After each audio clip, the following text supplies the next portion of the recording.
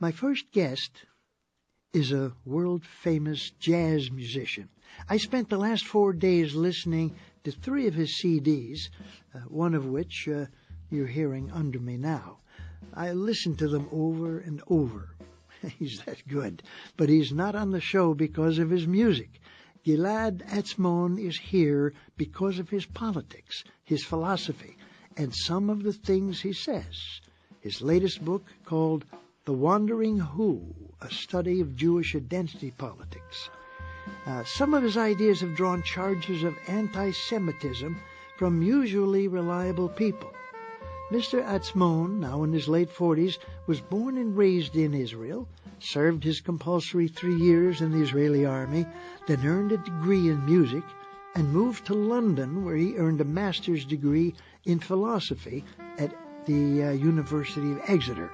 And all this time, mind you, Gilad is gigging as a jazz saxophonist. He is now a major star in the jazz world, but he's a frequent guest on talk shows that have nothing to do with music, like this show. He's here because he talks about the Middle East, and some of the things he says have impelled some people to call him an anti-Semite. But if they think that's going to quiet him, they don't know Gilad Atzmon. Gilad, welcome to Middle East in Focus. Hey, man, it's so nice to see you, to talk to you again. And it was great to see you as well a few days ago. Unfortunately, you didn't stay for long, but I'm delighted to talk to you again. Well, here we go. First question: are you an anti-Semite? Not at all. In fact, I really hate everyone equally. But down to the to the point.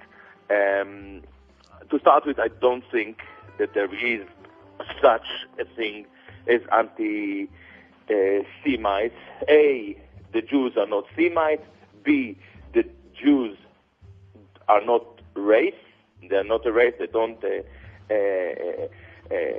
There is no such thing as Jewish racial continuum. And the most important thing, no one on this planet hates Jews for their racial identity, for the genes or for the blood. Wait 1 second.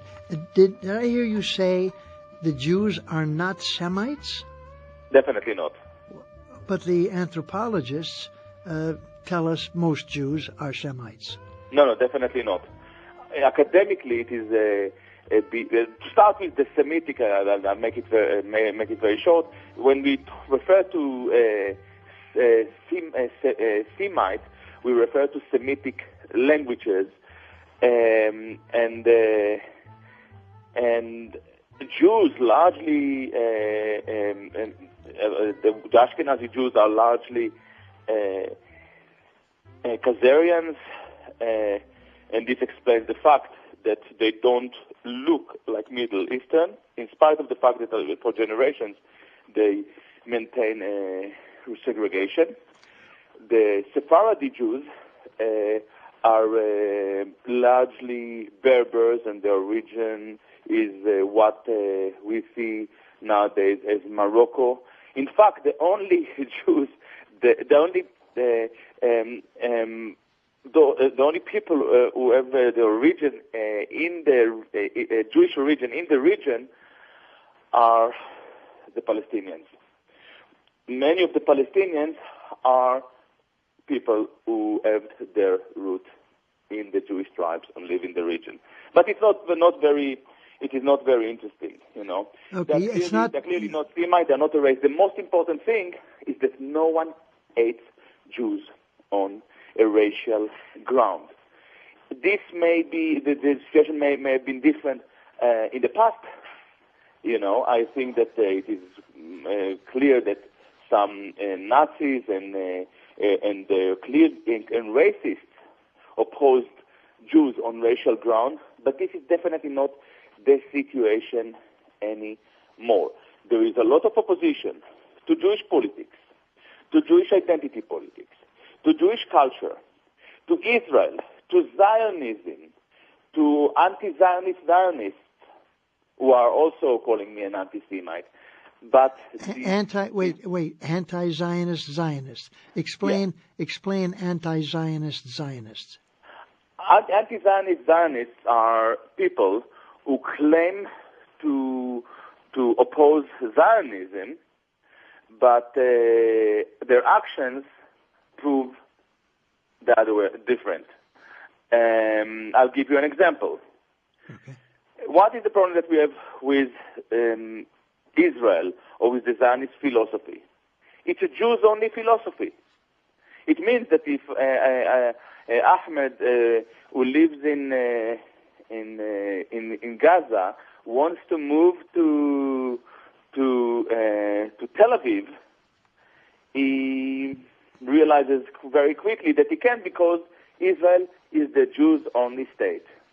But then he comes to the Bay Area to study, and he realizes there are quite a few very effective groups that work for Palestine, and he wants to join in. But then he realized that they are called Jews for Peace, Independent Jews International Anti-Zionist Network, Jews Voice for Peace, Jews for Justice, and he realizes very quickly that he is not racially qualified.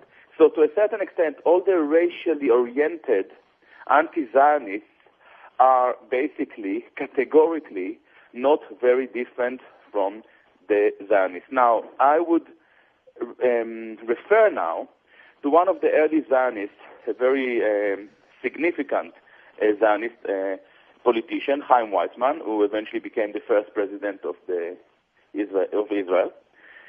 Chaim Weizmann said, there are no American Jews, French Jews, English Jews, or British Jews.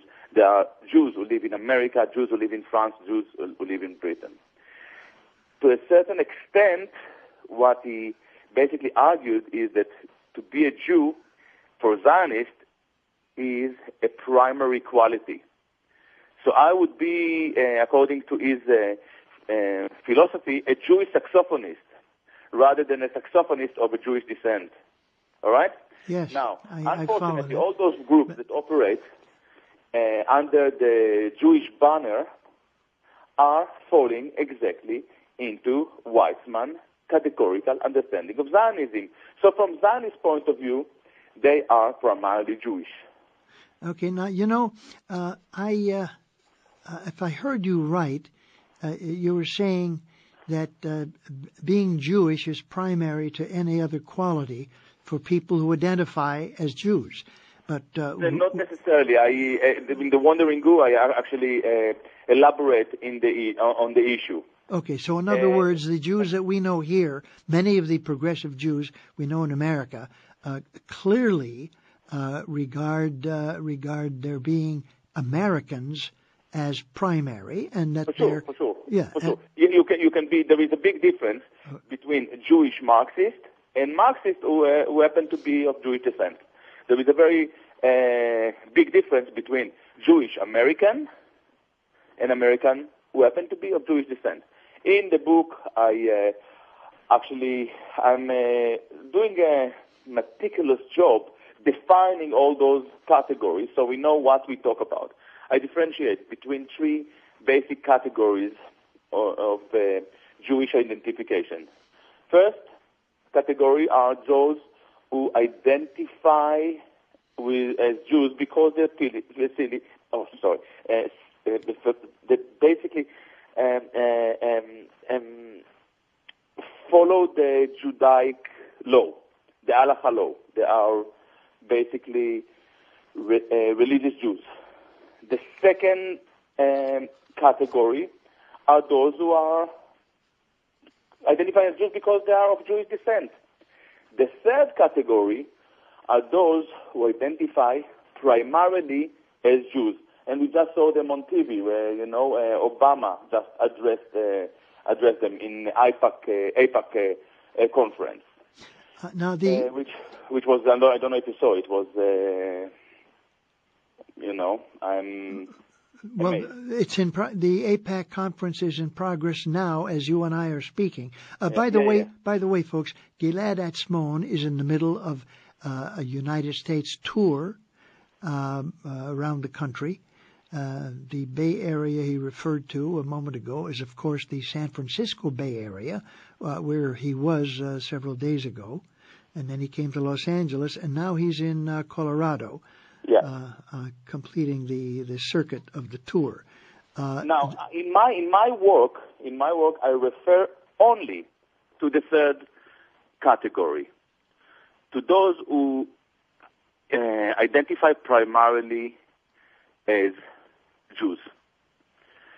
And it is a very problematic category. You have to understand that some people can fit into more than one category. Sure. For instance, West Bank Jewish settlers are Jews by religion. They are mostly of Jewish descent, not only, which is an interesting case, and they are definitely identified primarily as Jews. By when you say Jewish descent, do you mean their parents were religious Jews, or their parents were ethnic Jews? Yeah. The second category is basically referring to ethnicity. Okay, so now you're implying the first and the second category are totally innocent. Okay. The fact that a person is Jewish ethnically basically suggests that this person is innocent unless proved different. Now, if you're talking about Jews for peace or Jews for justice, they obviously, most of them fit into the second and the third category. In most cases, they are Jewish by ethnicity, but they operate politically according to the third category. They see themselves primarily as Jews. Okay. And it is the third category that made them a bit of non-progressive according to their own categories. And the world population of Jews is around 14 million, is that right? The last time I do a Jew count, I don't know exactly, but well, that's in the neighborhood. It's a very big question. Yeah. It's in the neighborhood. And it's very hard to know who are those who count themselves as Jews. Am I in or not? I don't know. And we have more Jews among our American population than Israel has. Yeah, this is a few more. Yeah. Yeah. And the rest are distributed around Europe and South American places. Yeah. And the numbers that you're referring to are the examples of the Jews you're describing more in Israel or more in the United States? For sure. It's very hard to see. And I don't have statistics. It is very interesting. If my book would lead to some kind of statistic research, but as a philosopher, I talk about those issues from a categorical and even essentialist point of view. So I don't need a laboratory. I don't need statistics. The fact that there are 80 or 90% of American Jews belong to the third category is not very interesting for me. What is more interesting for me is the fact that even just very few Jews who are strong enough politically gather in Washington, D.C. This week, and they manage to mount huge pressure on America and, in fact, to shape American foreign policy. What is the connection between them and the Jewish masses is a subject to scrutiny. We can talk about it. I have something to say about it. But this is more a question of a sociological research. I try to understand why AIPAC is so strong, why so many Jews support AIPAC, what are the relationships between AIPAC and the Jewish communities in America, what are the relationships between Israel and world Jewry. My argument is very, very simple.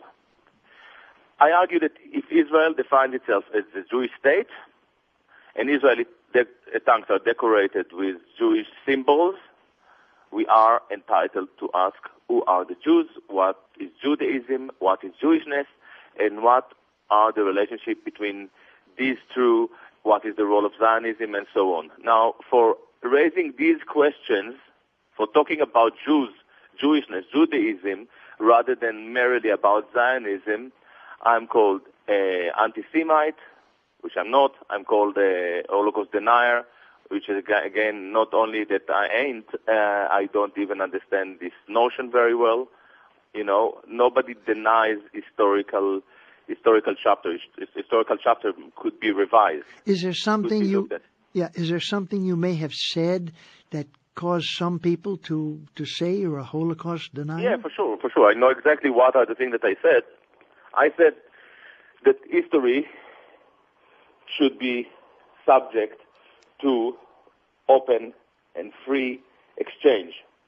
I argue that, and by the way, I'm not the original there. That the Holocaust, in its current shape, is set as the new Jewish religion, and this is why we have a notion such as denial. Denial is a religious notion. It's not I've never seen a Napoleon War denier. So what you're saying? Yeah, let me try. I'm trying to keep up with you because your mind works faster than my mind as you use new material here. Are you suggesting that Judaism of 100 years ago, Judaism pre-Holocaust Judaism, was very different from today's Judaism? I think that Judaism, actually, proper Judaism, remained intact. But the people, has been going through a rapid process of secularization for the last 200 years, since the French Revolution, since emancipation. And what we see is that they are searching for new belief systems. So, for instance, at a certain stage in East Europe, Jews were very enthusiastic about Marxism. Nowadays, Jews are we have many different of Jews. Some Jews believe in Judaism, some Jews believe in Zionism, a dozen Jews believe in anti-Zionism, but all Jews believe in the Holocaust. And this fact alone transformed the Holocaust from an historical chapter into a new religion. Now, it's a very problematic religion. It is a religion that promises vengeance, retribution, anger, vindictiveness. It's a religion that promises redemption through the destruction of another people. It's a very vicious religion, but it is very successful. Why? Because in the Holocaust religion, the God, the new God, is the Jew himself. The Jew himself who managed to survive the ultimate disaster, and not only he or she survived, they also managed to celebrate their Jewishness, to bring along a new state, to gain the prosperity that they've lost, and so on. Yeah, Gilad, let me bring our audience, orient them again here, for those who tuned in later. I'm speaking with Gilad Atzmon, a very famous jazz musician, whose invitation to many talk shows around the world actually is not because of his musicianship and his the beauty of his saxophone, largely influenced by Charlie Parker, but because of his entry into the world of philosophy and his interpretations of who and what Jews are and what Judaism is. Actually, I deal mainly with what Jewishness is. I don't deal that much with Judaism or what Jews are. I'm not an anthropologist, and I'm not a theologist. I'm a philosopher. I'm trying to understand what is the metaphysics of Jewishness. Okay. Now you were in the Israeli army during the 1982 war. Yeah, but I just want to finalize this issue about Holocaust so people understand. I argue that instead of being a religion, a set of ideas that cannot be changed or transformed, the Holocaust must be regarded as a meaningful event, and its meaning should be transformed into an ethical event. And the real meaning of the Holocaust, as far as I'm concerned, as a philosopher, as a person who deals with ethical issues, is the deep understanding that we have to stand against any form of oppression. And this is why I actually engage in the construction of the Holocaust, the meaning of the Holocaust within the Judaic world, within the Jewish culture. I say, if you are against racism, if you are against oppression, so look in the mirror, look what you're doing to the Palestinians. This is my argument. For that, I'm called a Holocaust denier, and I think that I can take it, because in fact it's given me an opportunity. You ask me what is Holocaust denial, and I turn the Holocaust against the perpetrators of a new Holocaust in Palestine. I know what you mean when you say you can take it. I mean, you've written 3 books that I know of, 2 novels and 1 book of nonfiction. Yeah, we agree on that one. I also know only 3 books by me. And you've recorded how many albums? I don't know exactly. Lost count, okay. Yeah. In addition to the books, you publish a lot of articles, and you do a lot of public speaking. And you're married, and you have children. Yeah. So, I mean, that takes a lot of energy to be involved in so many aspects of life. So I can see what you mean when you say you can take it. Now, let's get back to your book for a moment. What's the central thesis in your study of Jewish identity politics? What's the main thread? To start with, the main issue is that we are allowed to ask questions regarding the metaphysics, the essentiality of this identity. As I said, if they regard themselves as a Jewish state, if their tanks are decorated with Jewish symbols, if their dissident Jewish voices are also engaged in racially exclusive politics, we are entitled to ask what are those notions, what is Judaism, what is Jewishness, and who are the Jews. Then I come with some different answers to different questions. I try to understand what is the current Jewish religion. What is, when we spoke, one part of the answer is Holocaust. I try to understand what is the relationship between diaspora Jews or world Jewry and Israel. And I come with a very interesting idea that there is a counterflow of aspiration. The diaspora Jews really, really want to be Israelis or to identify with Israel. And this is something that, by the way, that is... you mean most of them? Yeah, you mean most of them, yeah. Yeah, but we are talking about a really vast majority. Sure. The statistic that I saw from Britain was talking about 90% of Jews in total affinity with Israel. Yeah, let me remind our listeners that you are now a Brit. You live in London, and your home is in London. Your family's there. Okay. While many Israelis would be delighted to wake up tomorrow morning in LA or New York.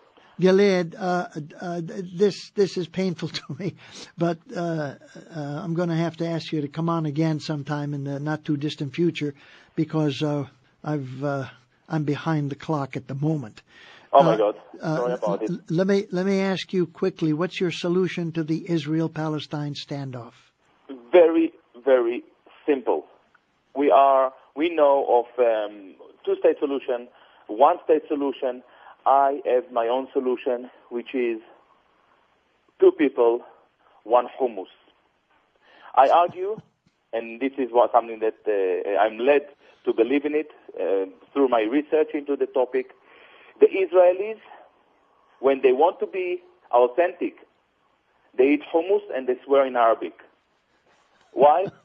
Because they understand very well that Palestine is the land and Israel is a state. They understand very well that the birds, the blue sky, the sea, the fish, the hummus and the falafel belong to Palestine.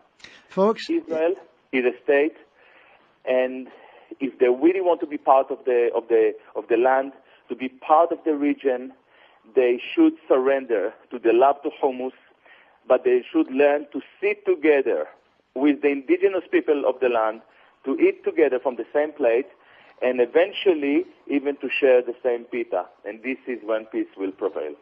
That's nice and brief and very clear. Hummus has become a standard item here in America. Folks, we've been speaking with Gilad Atzmon. If you like jazz, you'll love his CDs. If you like to argue, buy his books, especially the latest, called The Wandering Who, a study. And if you don't agree with me, you can write to me and I will try to address. And go to his website. Just Google the name, Gilad, Gilad, last name Atzmon, Atzmon, Gilad Atzmon. Google him, and you'll find many things to agree with and disagree with, and you can email him there. Thank you very much, Gilad. Man, it's great to talk to you again. Gilad is gigging as a jazz saxophonist. He's now a major star in the jazz world, but he's a frequent guest on talk shows that have nothing to do with music, like this show. He's here because he talks about the Middle East, and some of the things he says have impelled some people to call him an anti-Semite. But if they think that's going to quiet him, they don't know Gilad Atzmon. Gilad, welcome to Middle East in Focus. Hey, man, it's so nice to see you. To talk to you again, and it was great to see you as well a few days ago. Unfortunately, you didn't stay for long, but yeah, I'm delighted to talk to you again. Well, here we go. First question: are you an anti-Semite? Not at all. In fact, I really hate everyone equally. But down to the to the point. My first guest is a world-famous jazz musician. I spent the last 4 days listening to 3 of his CDs, one of which you're hearing under me now. I listened to them over and over. He's that good. But he's not on the show because of his music. Gilad Atzmon is here because of his politics, his philosophy, and some of the things he says. His latest book, called The Wandering Who, a study of Jewish identity politics. Some of his ideas have drawn charges of anti-Semitism from usually reliable people.